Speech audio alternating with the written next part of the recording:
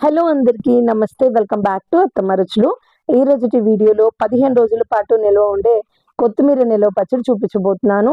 ఇది కొత్తిమీర అంటే ఇష్టం లేని వారికి కూడా చాలా బాగా నచ్చుతుంది. ఇక తినడం మొదలు పెడితే అన్నం మొత్తం ఈ పచ్చడితోనే తింటా ఉంటారండి. అసలు కొత్తిమీర ఇష్టం లేని వారికి ఈ పచ్చడి ఏంటో చెప్పకుండా వేడి అన్నంలో కలిపి ఒక్కొక్క ముద్ద పెడుతూ ఉండండి. మీకు తెలియకోకుండానే వాళ్ళు అన్నం మొత్తం తినేస్తారనమాట. అంత రుచిగా ఉండి ఈ పచ్చడిని ఏ విధంగా తయారు చేసుకోవాలో చూసేయండి.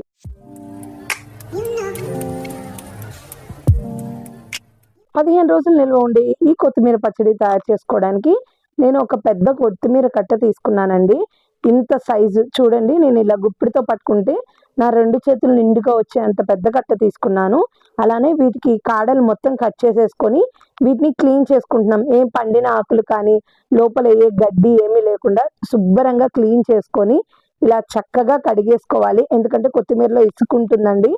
మీకు టైం ఉంటే ఒక 10 నిమిషాలు సాల్ట్ వాటర్లో నానపెడితే ఇసుక మొత్తం అడుగున తేరుకుంటుంది. అలా క్లీన్ చేసేసుకొని నీళ్లు మొత్తం కారిపోయిన తర్వాత ఇలా ముక్కలుగా కట్ చేసుకోండి. సన్న ముక్కలు ఏమీ అవసరం లేదండి. ఇలా ముక్కలుగా కట్ చేసుకుంటే ఈజీగా మగ్గిపోతాయి. ఇప్పుడు ఒక ప్యాన్ పెట్టుకొని అందులోకి 1 టేబుల్ స్పూన్ ఆయిల్ వేసుకోవాలి.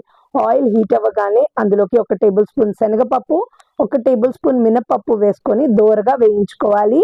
మినపప్పు అలానే శనగపప్పు లో ఫ్లేమ్లో పెట్టుకొని వేయించుకుంటే లోపల నుంచి వేగి కమ్మటి వాసన వస్తూ ఉంటుంది. అవి వేగుతూ ఉండగా 1 టేబుల్ స్పూను ధనియాలు కూడా వేసుకొని 2 నిమిషాల పాటు ఇలా వేయించుకోవాలి. శనగపప్పు మినపప్పు సగం వేగిన తర్వాత ధనియాలు వేసుకోవాలి. ఎందుకంటే ధనియాలు తొందరగా వేగిపోతాయి. అలానే కొద్దిగా మెంతులు వేసుకుంటున్నాను. పచ్చడికి రుచి మరింత పెరుగుతుందనమాట. అలానే ఇవన్నీ కొంచెం వేగగానే ఇందులోకి 1 టీ స్పూన్ వరకు జీలకర్ర వేసుకుంటున్నాను.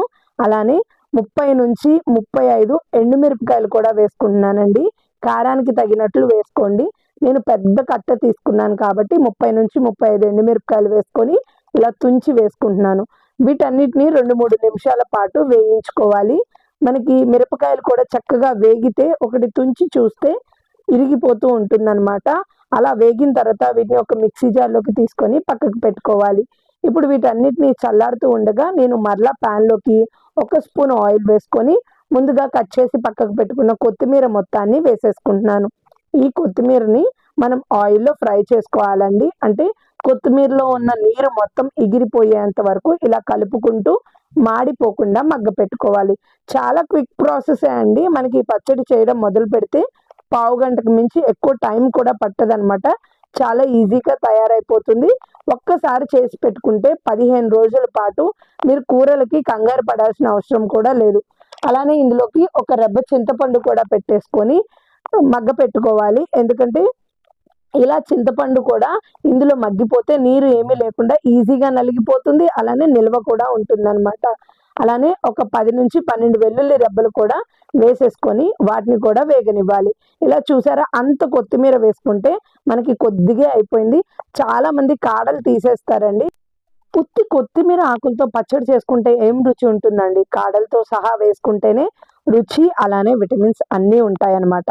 ఇది కూడా కొత్తిమీర వెల్లుల్లిపాయలు చక్కగా వేగిపోయిన తర్వాత ఈ ముందుగా మనం మిక్సీలోకి తీసుకున్న దినుసుల్లోకి వేసేసుకొని రుచికి సరిపడా కల్లుప్పు వేసుకొని మనం బరగ్గా మిక్సీ ఆడుకోవాలి.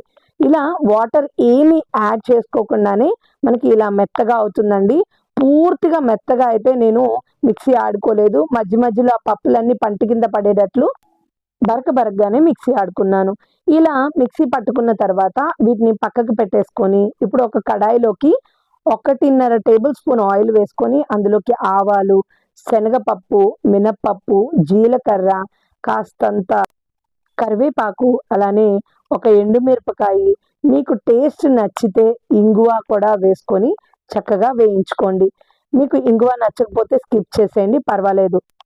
తాలింపు మొత్తం ఇలా చక్కగా ఎర్రగా వేగిపోగానే ఇప్పుడు స్టవ్ ఆఫ్ చేసేసుకోవాలి.